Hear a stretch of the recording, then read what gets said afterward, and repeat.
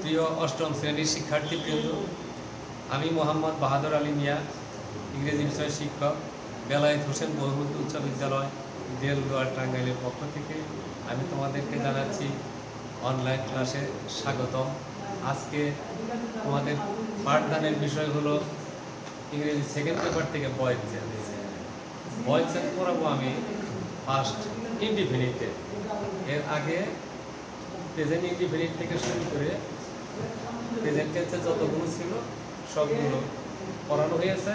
এখন শুরু করব ফার্স্ট ইনডিফিনিট।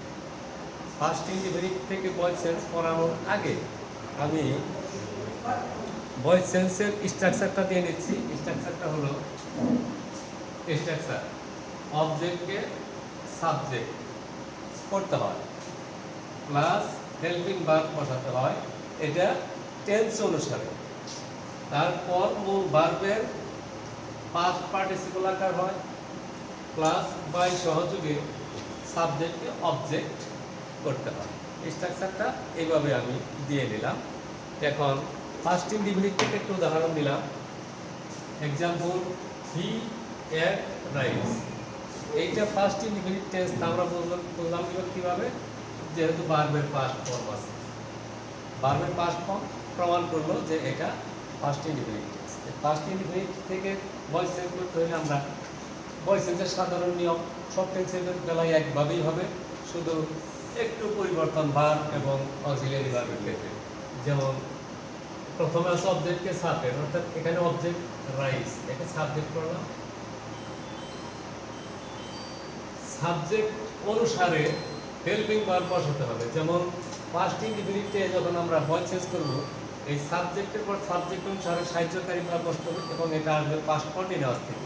আমরা আগে বলেছি যে কোনো ভয়েস চেঞ্জ করতে গেলে যদি দেখা যায় যে ফার্স্ট ইনডিফিনিট টেন্স বা প্রেজেন্ট ইনডিফিনিট টেন্স, তারপরে কন্টিনিউয়াস টেন্স সাহায্যকারী ভার্ব সাহায্য দেয়, এই সমস্ত টেন্স। পাস্ট কন্টিনিউয়াসের সাহায্যকারী ভার্ব আমরা জানি ওয়াজ বা ওয়ার। রাইস থার্ড পারসন সিঙ্গুলার নাম্বার, সেই হিসাবের সাথে ওয়াজ বিদ্যুৎ গেল হেল্পিং ভার্ব। তারপর মূল ভার্বের past participle eaten, past participle eaten. Eaten past পার্টিসিপলের পরে বাই সহযোগে সাবজেক্ট অবজেক্ট। এখানে একটা বাই লিখতে হবে। বাই লিখে সাবজেক্টকে অবজেক্ট বানাতে হবে। হিয়ার অবজেক্টিভ ফর্ম হলো হিম। এইভাবে আমরা ভয়েস চেঞ্জ করব। ঠিক আরেকটা উদাহরণ আমি দিচ্ছি। They played football.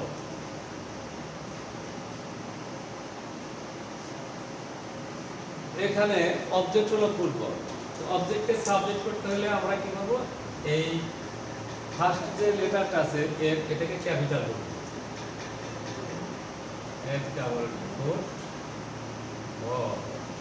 ফুটবলের সাথেও পাস্ট কন্টিনিউয়াস থেকে সাহায্যকারী ভার্ব ওয়াজ হিয়ার। তারপর মূল ভার্বের past participle play, played, played. এই প্লেইড আছে, এর পাস্ট পার্টিসিপলটা played. Football was played by সহযোগে সাবজেক্ট অবজেক্ট। সাবজেক্ট আছে দে, এর অবজেক্টিভ ফর্ম হচ্ছে দেম। এই দুইটা অ্যাফারমেটিভ সেন্টেন্সকে আমরা ভয়েস চেঞ্জ করলাম। ঠিক একইভাবে সেন্টেন্স নেগেটিভ থাকলে এই নটের জায়গায় নটটা বসে দিতে হবে। এখানে বিভাগের পর নট বলবে। যেমন আরেকটা উদাহরণ দিচ্ছি নেগেটিভ থেকে।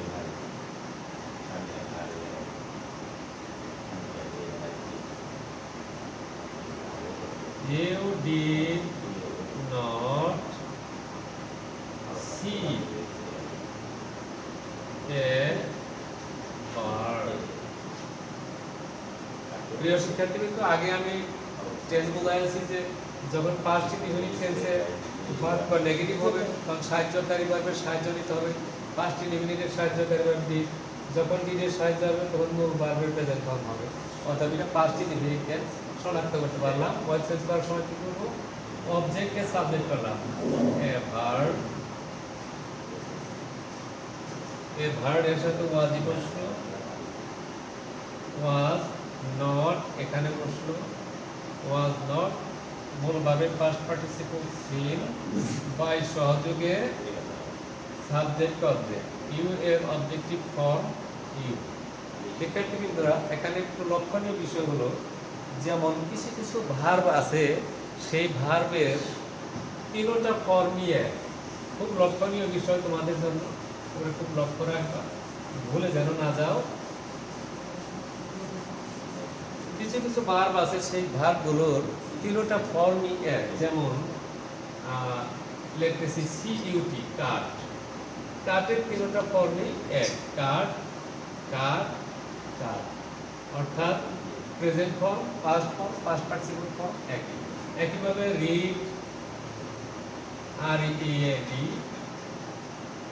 আর E A D, R E A D, বানানের দিক দিয়ে কোনো পার্থক্য নেই, তিনটা ফর্ম একই। ঠিক একইভাবে আরো যদি দেই, যেমন স্পোর্ট, ইউটি, ইউটি, ইউ, তিনটা ফর্ম যে সমস্ত ভার্বের এক, সেই সমস্ত ভার্ব দেখে তো বোঝার উপায় নাই এটা প্রেজেন্ট ফর্ম না পাস্ট ফর্ম না পাস্ট পার্টিসিপল ফর্ম। সব ক্ষেত্রে বোঝা যায় না, কিছু কিছু ক্ষেত্রে বোঝা যায়, কিছু কিছু ক্ষেত্রে বোঝা যায় না। যেমন উদাহরণ দিচ্ছি,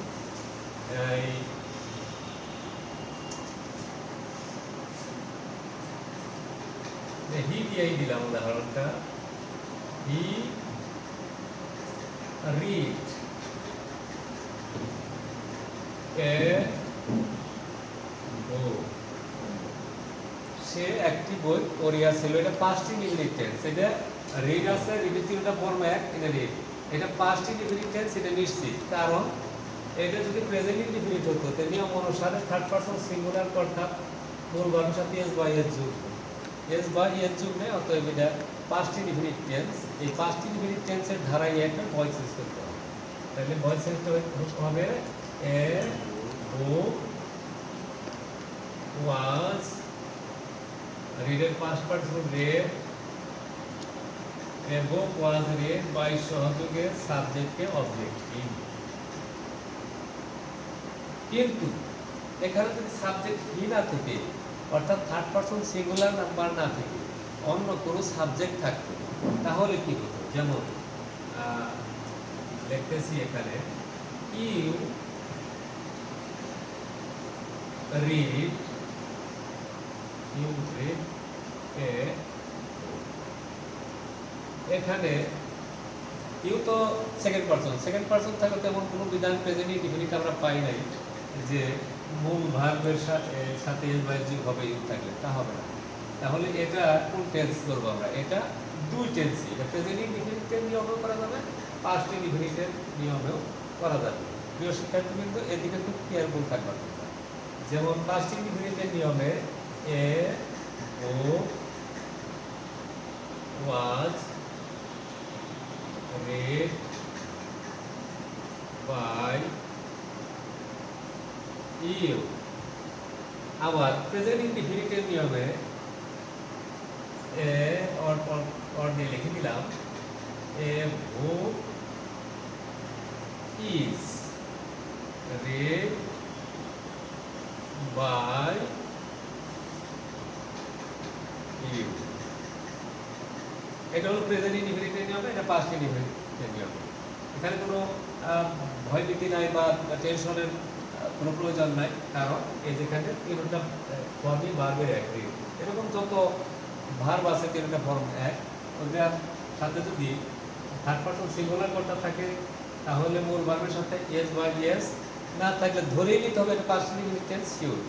আর যদি থার্ড পারসন সিঙ্গুলার কর্তা ব্যতীত অন্য যে কোনো কর্তা আসে, তাহলে ওটা প্রেজেন্ট ইনডিফিনিটের নিয়ম ভয়েস চেঞ্জ করলেও ঠিক, পাস্ট ইনডিফিনিটের নিয়মে ভয়েস চেঞ্জ করে ঠিক। কারণ এই লাইনটা প্রেজেন্ট ইনডিফিনিটে বলা যায়, পাস্ট ইনডিফিনিটে বলা যায়, এগুলো কথা। তবে এখানে আরেকটা জিনিস আমি তো দেখাই দিতেছি, এখানে আমি অ্যাসার্টিভ সেন্টেন্সই দেখাইলাম, অর্থাৎ অ্যাফারমেটিভ এবং নেগেটিভ। ইন্টারগেটিভ সেন্টেন্স গঠন করবার গেলে আবার কিন্তু খালি ওই বি ভার্বটা আগে থাকবে, আর কোনো ভয় ভীতির দরকার নাই। তবে এখানে আমরা ইন্টারগেটিভ থেকে ডাব্লিউএস কোশ্চেন পেতে পারি।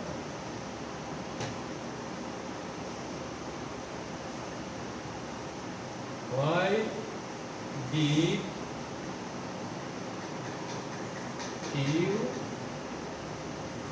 did you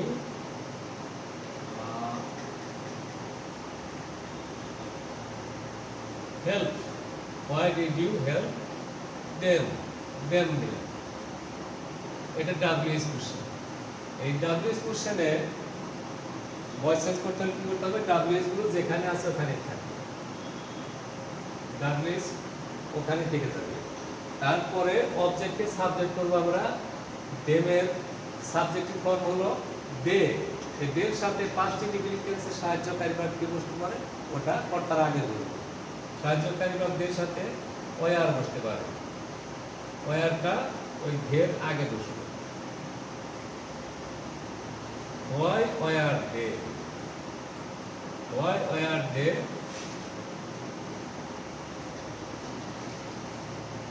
মূল ভার্বের পাস্ট পার্টিসিপল HCLE।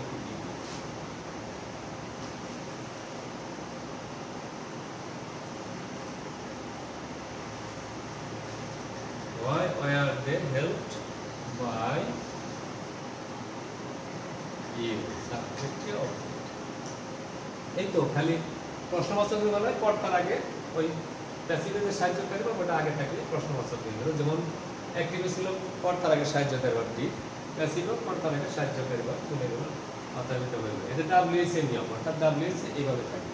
কিন্তু WH এর মধ্যে দুইটা WH আছে, একটা হোয়াট আর একটা হুইজ। এই দুইটার ক্ষেত্রে একটু ভিন্ন রূপ। আমি এটাও একটু সমাধান করে দিই, শেষ দিচ্ছি আজকে মতো। আচ্ছা, তাহলে এখন ওয়ার্ড দিয়ে দেখাচ্ছি। দুইটার WH একটু ব্যতিক্রম। যেমন what did you want? What did you want? এখানে সাবজেক্ট ইউ,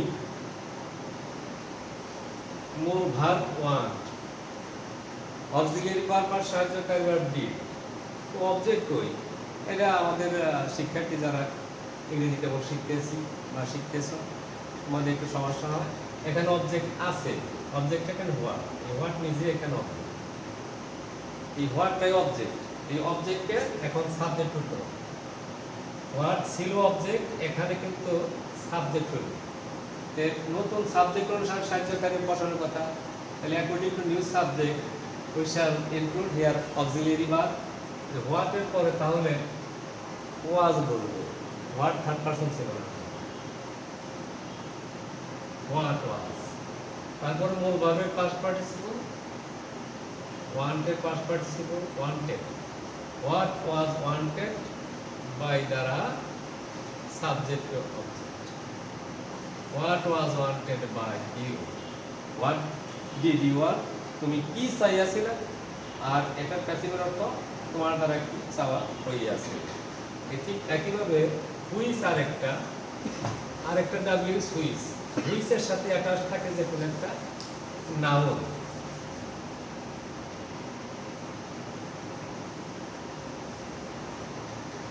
যেমন which book did he read? এখানে প্রেজেন্ট ফর্ম আছে, মূল ভার্ব প্রেজেন্ট ফর্ম, সাহায্যকারী যেহেতু ঠিক আছে। Which book did he read? সে কোন বইটি পড়েছিল? এটা প্যাসিভ করতে হলে এই হুইচ বুকটা এখানে সাবজেক্ট আছে, এই অবজেক্ট আছে, এটা এখন সাবজেক্ট হবে। হুইচ বুক আছিল অবজেক্ট, এখন হবে subject. Which book was, which বুকের সাথে হুইচ বুক was মূল ভার্বের past participle read by subject হি হয়ে যাবে। এইভাবে পাস্ট ইনডিফিনিট টেন্সের অ্যাক্টিভ থেকে প্যাসিভ করতে হয়। আবার এর বাইসে বার্সাও আছে, অর্থাৎ প্যাসিভ থেকে অ্যাক্টিভ করারও বিধান আছে। অ্যাক্টিভ থেকে প্যাসিভ করতে বলবে না, প্যাসিভ থেকে অ্যাক্টিভ করতে বলবে, এটা প্রশ্নকর্তার ইচ্ছা। তবে বিধান আছে দুইভাবে।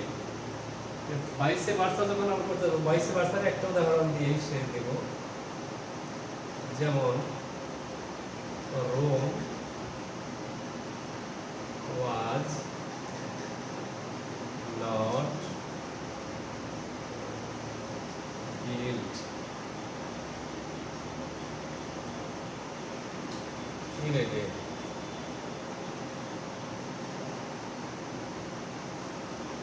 Rome was not built in a day. Rome was not built in a day. Rome একদিনে নির্মাণ করা হইয়াছিল না। রোম হচ্ছে ইতালির রাজধানী। রোম বড় একটা শহর, উন্নত শহর, এটা তার একদিনে নির্মাণ করা সম্ভব না। তাই বলছে রোম একদিনে তৈরি করা হইয়াছিল না। তো হইয়াছিল না তো এটা করছিল কেরা? কিন্তু প্যাসিভ কিন্তু বাই দ্বারা অবজেক্ট না। বাই দ্বারা অবজেক্ট থাকলে আমরা অ্যাক্টিভ করতে পারতাম সহজেই, খালি ওই বাই বাদ দিয়ে ওই অবজেক্টটাকে সাবজেক্ট করতাম। তো এখানে আমরা কি করব? উপযুক্ত একটা অবজেক্ট কল্পনা করব। উপযুক্ত অবজেক্ট কল্পনা করে ওইটাকে সাবজেক্ট করতে হবে, তবে অবজেক্টটা একটু উপযুক্ত হতো। আবার এমনও নির্দেশ আছে যে উপযুক্ত অবজেক্ট আমাদের শিক্ষার্থীরা যদি নির্বাচন করতে ব্যর্থ হয়, তাহলে ওরা সামওয়ান, সামবডি এই সমস্ত ব্যবহার করবে, এরকম নির্দেশ। তো সামওয়ান, সামবডি এত যুক্তিসঙ্গত এখানে হয় না। এটা কে বা কারা তৈরি করছে? সামওয়ান বা সামবডি বলতে কে বা কারা, কিন্তু কে বা কারা বলতে সামওয়ান বলতে তো একজনকে বোঝায়, একটা প্লুরাল হিসাবে এটা আবার ধরে নেওয়া হয়। তো আর কাম আছে কি, এটার উপযুক্ত একটা অবজেক্ট রোমবাসীরা। রোমবাসীরা ইংরেজিতে হবে the romance.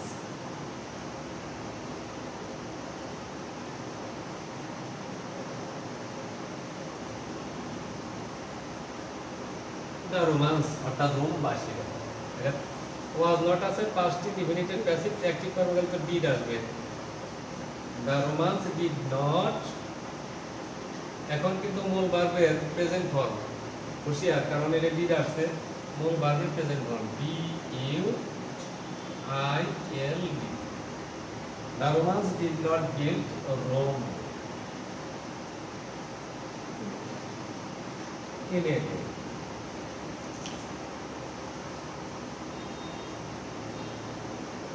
The romance did not build Rome in a day. তোমাদের মধ্যে থেকে প্রশ্ন আসতে পারে যে এখানে ক্যাপিটাল লেটার কি? রোম লিখতে, রোমান্স লিখতে গেলে ক্যাপিটাল লেটার দেবে। আমার এখানে ক্যাপিটাল লেটার দেবে। তোমাদের তো আগে বলেছি যে নামের প্রথম বর্ণ যেখানেই থাকো ওটা ক্যাপিটাল, যার জন্য দুজন ক্যাপিটাল লিখছি। যাও, এই পর্যন্ত আজকে আলোচনা সমাপ্ত করলাম। তোমরা ঘরে থাকবা, সামাজিক দূরত্ব বজায় রেখে চলবা, বাইরে গেলে মুখোশ পরেই যাইবা। এই বলে আমি আমার আলোচনা এখানে শেষ করলাম, পরে দেখাবো।